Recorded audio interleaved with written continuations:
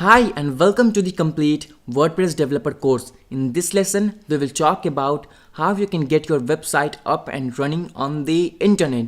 So, in order to get your website up and running on the internet, you need two things. The first thing is a domain name and the second thing is a web hosting. So, let's understand the two of them in a normal or a general way which a layman can also understand. So, for example, you have a house and the house has an address and you are living on your house. Okay, all of us are living in our house and our home and whatever you call it. So you are living in your house and the house has an address which other people are using time to meet you or to contact you or to come to your house or to meet you in physical.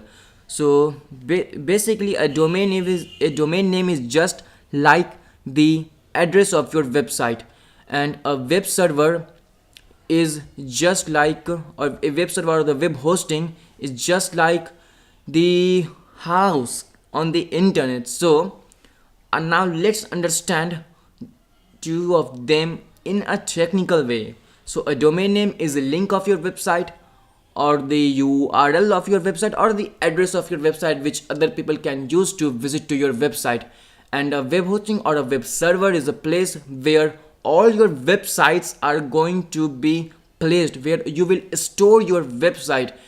And the computer on which you store your website is called a server, and a server is a powerful computer that is on 24 into 7 with a kind of like the great internet connection of 100 gigabytes and 1000 gigabytes per second.